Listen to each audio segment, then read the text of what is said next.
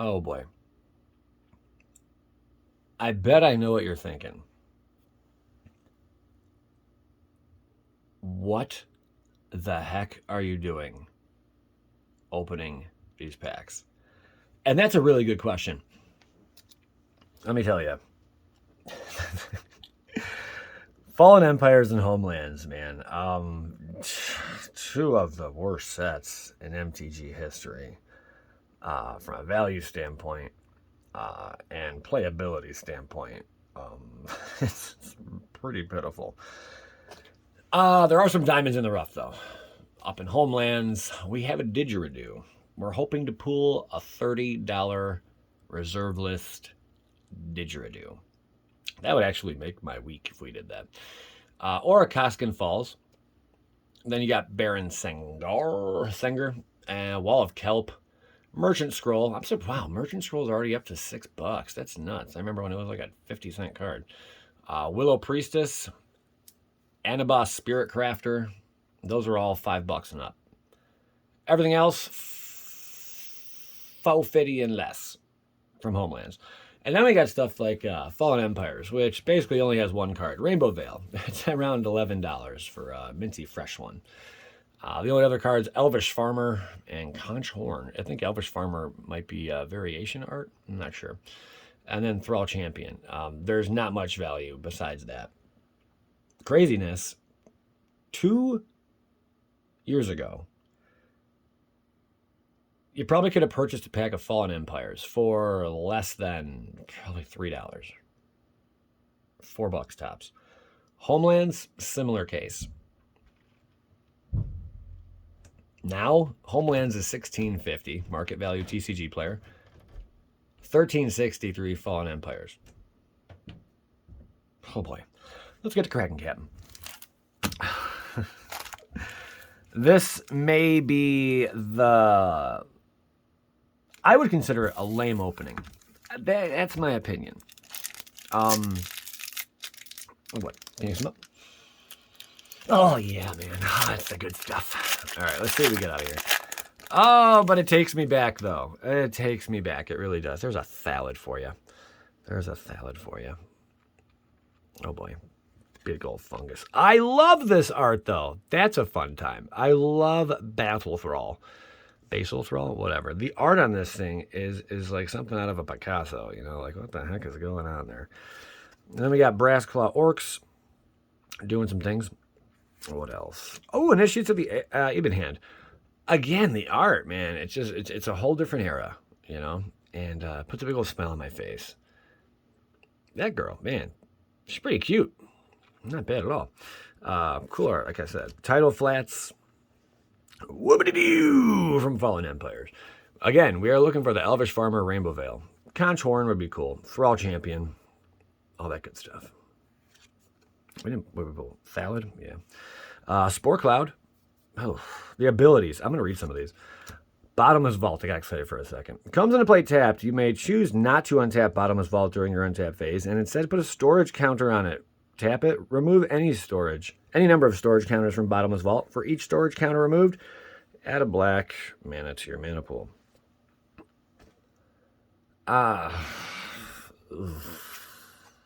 Icadian Store. Hey, two lands. That's kind of cool. Same situation, same story, just planes. And that's all she wrote from that one. Let's do another Fallen Empires. Homelands, the excitement for the didgeridoo is about the only thing I got right now on a Saturday night. I was in the process. I actually did record already the Dungeons and Dragons charity box battle collector, which is going to appear tomorrow. I ran into some issues because I used a different format. I used like HDR 10 plus or plus 10, whatever you call it. And yeah, that was a poor choice. And I mean, the quality, it's supposed to be better and all that, but I don't think it is. And when I went to put it onto my editing software, it's like, sorry, it has to completely upload. And mind you, the editing software is online. And where I did this from, where I uploaded it, I don't have the fastest internet speed. So that alone, it took about, 45 minutes just for that. It'll take another 3 hours for the editing, maybe 4, and then after it'll be like 1 o'clock in the morning by the time it gets done. I'm like, son of a, like it just, everything kind of just messed up because of that. So that video will appear tomorrow, but I will tell you this, it is the best Dungeons and Dragons collector box I've ever opened. And I think that that worked out really well because it's for charity purpose. So awesome. Goblin Breeding Pit. During your upkeep, pay 2 black mana or bury Breeding Pit. At the end of your turn, put a Thrall token into play. Treat this token as a 0/1 black creature. Dwarven Lieutenant, Deuce Drop. For Deuce, target dwarf gets +1/+0 until end of turn. Wow, what a powerhouse. All right. Okay. One more Fallen Empires. I guess the name says it. Oh God. This art right here says it all. I could not stand looking at this art, but man, it screams Magic the Gathering. It's got bands, guys. It's got bands. Goblin Kites. Let's read another one. For 1 red mana, a target creature you control, which cannot have a toughness greater than 2, stipulation, gains flying until end of turn. Other effects may later be used to increase the creature's toughness. At end of turn, flip a coin. Opponent calls heads or tails while coin is in the air. If the flip ends up in opponent's favor, bury that creature. Oh yeah, this dude with this net. Infantry bans until end of turn. First strike until end of turn. Yep, I do. Acadian Scout. For 1, tap. Target creature gains first strike until end of turn. That's not terrible. I mean, all things considered. Armor Thrall. Sacrifice Armor Thrall to put a +1/+2 counter on a target creature. There's an example of a counter other than +1/+1. Right there. +1/+2 counter. Don't see that often. Still probably not worth it. Elvish Hunter. For Deuce, target creature does not untap as normal during its controller's next untap phase. The excess text, they just didn't need on the cards, you know? Necroid. There you go. All right. That is Homelands. I think we're going to finish. No, that was Fallen Empires. So we're going to finish out Fallen Empires, and then we'll just crack the Homelands.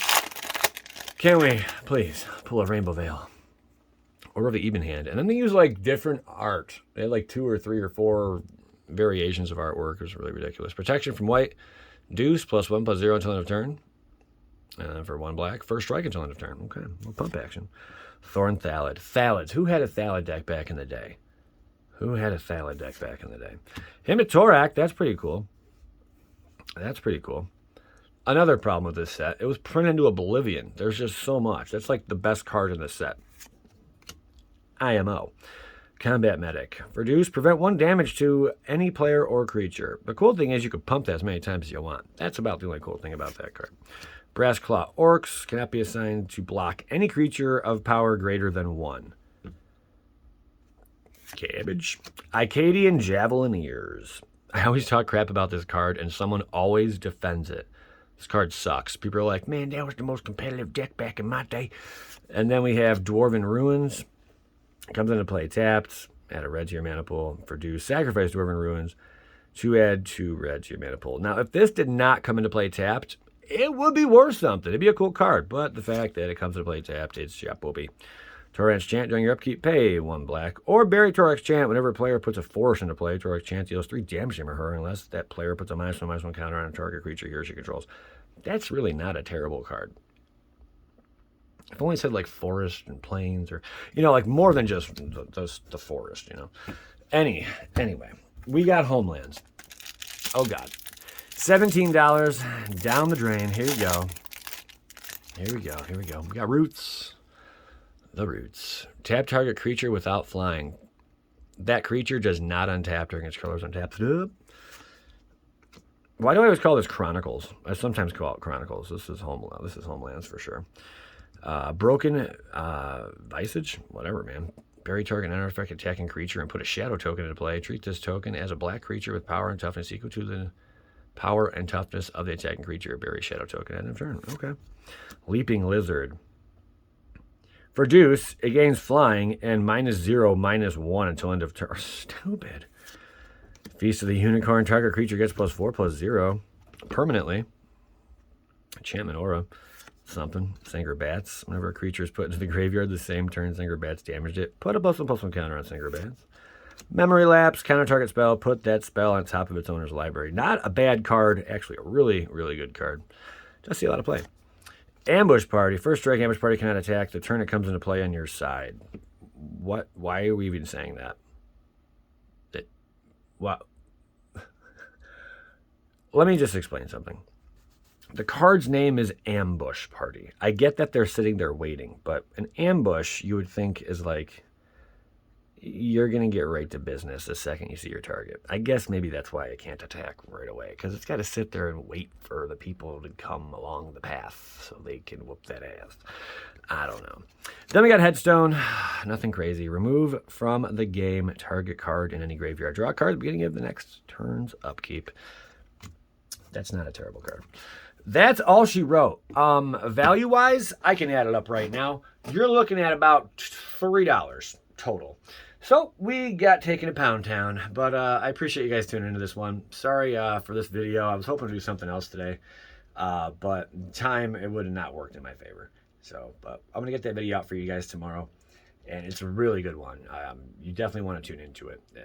The pools are sick. Like, again, like I said, I've opened a lot of Dungeons and Dragons boxes. This is by far the best Dungeons and Dragons collector box I've opened on the channel.